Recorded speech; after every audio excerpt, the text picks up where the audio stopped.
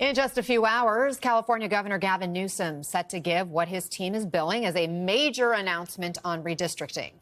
Newsom giving us a preview in a series of Trump-like social media posts saying he'll push for congressional maps that are more favorable to Democrats after the president's push for more red seats in Texas. And quoting Newsom here, I, your favorite governor, Gavin Christopher Newsom, offered the best, most amazing deal in history. Stop rigging Texas maps, and California won't make ours more beautiful. That's just a little sample. Let's bring in former Democratic Senator from California, Barbara Boxer, and former Republican Congressman from Florida, Carlos Curbelo, who's also an MSNBC political analyst. Guys, good to have you. So there's the substance and then there's style here to talk about as well. Let's start with the substance. Senator Boxer, Gavin Newsom is plowing ahead. He's going to do this redistricting, he says, in California, even though Texas hasn't gotten its plan through. Is it the right move? And will California voters get on board, do you think? I do think so. And I do think it's the right move. Democrats have to fight back. And, you know, we just can't sit back and say, oh, woe is me, this is terrible. Let's step back for a minute and look at the whole situation. Right now, 7 states have nonpartisan commissions that have the authority to draw the lines. The rest of the states don't have it. Out of those 7 states, 6 are Democratic states. So everybody else is gerrymandering. Do I like gerrymandering? No. That means, for the sake of the public listening, it's drawing the lines to benefit one party. But that is the way it is at this point. So if we sit back while Texas goes right forward and answers Trump, who says, I want to find just 5 seats. It's like he wanted to find 11,000 votes. Get me 5 seats. Governor Abbott is absolutely crazed to get this done, bending the knee. So I think Gavin Newsom is right. And by the way, I think that's hysterical that he's adopting the same type of, craziness as Trump is. I mean, you have to have a sense of humor here. And I think that's what he's showing he has. Yeah. It's entertaining, I guess. Congressman, when you look at those tactics, it is very Trumpian. That all caps. It was an insult-filled message saying the president always chickens out, is weak, has little hands. Of course, we've seen other Trump opponents try to copy his style before, and it doesn't always go well for them. What do you make of this strategy? Is it effective?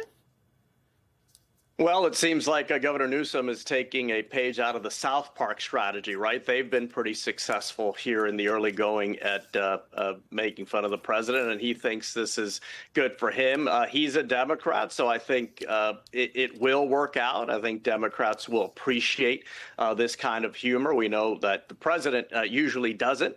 He doesn't really enjoy when people make fun of him. So I think this is Newsom number one. Trying to ingratiate himself to Democratic voters, maybe ahead of a potential presidential campaign in 2028. And he's also trying to get under Donald Trump's skin, which sometimes the president does kind of react and shows a little anger. And that would be good for Newsom, too. So I think for him, it makes a lot of sense. I guess it's an example of fighting fire with fire, but in the war of words in this case. Meanwhile, in Texas, those Democrats are now weighing their end game to return home. They can't stay out of Texas forever. They seem to be declaring victory, even though they won't be able to block the redistricting for good, as the governor there has said he's just going to call another special session on Friday when this one ends. Here's what state Democratic leader Jean Wu on Meet the Press Now had to say. We wanted to light a fire. We wanted to light a fire across the nation, warning all other states, all other good Americans, what is in store for them, what the danger is for them. Senator, were they successful here, or is it still too early to call? Look, in terms of where they're successful, they took a moral stand, and they took a lot of, incoming fire for it in a very bad way. But to me, they're heroes because they did call attention to this. What MAGA likes to do is go after you with a smile on their face, and you don't know you've been had. But I think they've made that point very clearly. And they, frankly, called attention to what redistricting is. This is not an easy topic to explain to people. I've tried my whole life to make it as simple as I can. How do you draw these lines? Who benefits? And let me just say clearly, there are bills right now in the House, and they're bipartisan, to ban gerrymandering, to have these commissions, nonpartisan, draw the lines as the founders really conceived of it. Every 10 years in a fair way, communities of interest are in the same district, and there's no partisan leaning. And as I said, only 7 states did it, and most of those are Democratic. So that's where we stand. Am I grateful to the Texans? I love them. I think they're brave. I think they put themselves out on the line and, for their country. And yes, it helped Gavin Newsom bring the point home here to California. Last point I would make is there are other states that are looking at this. And, this thing could go on, and it may well. You may see more Democratic states doing this and more Republican states doing this.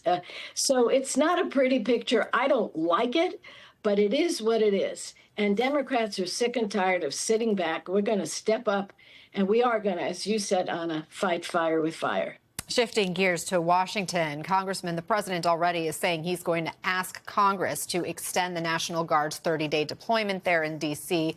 That provoked a strong response, to say the least, from Senate Minority Leader Chuck Schumer. Take a listen. And if he went to Congress and said, you know what, there's this crime emergency, we need the National Guard out there longer, we need to take over Washington, D.C., would you grant it? No way. We'll fight him tooth and nail. Not only are we not going to approve it, but I have there are some Republicans who don't like it either. This is, again, just a distraction. He's afraid of Epstein. He's afraid of all that. And we are not going to be, we are not going to give up on Epstein. Congressman, he says some Republicans don't like it either, but will they ultimately back the president? Well, I don't see too many Republicans, at least publicly, opposing the president. And Anna, this is a case where the how is the problem here. Look, the city of Washington, D.C. could use a lot of help. For example, school attendance is a major challenge, and that is leading to some increases in crime. The federal government could definitely partner with the city to improve that situation, to support the city in some of its other functions. There is obviously a major federal interest there. The whole federal government is based there. So the what, I think, makes a lot of sense, and I think most Americans can get behind the how.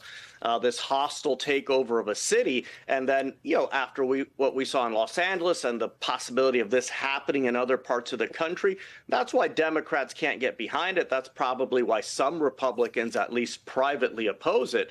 But what's the true shame here is that there is a lot that can be done through partnership to improve the status quo in D.C., to make the city safer, cleaner, to make sure that youth there are getting a good education.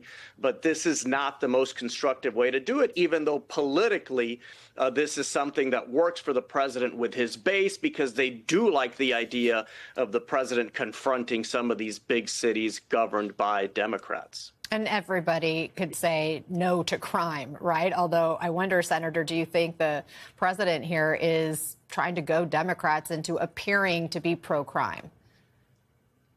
No, I don't think that's his main issue. I think his main issue is diverting from the Epstein files.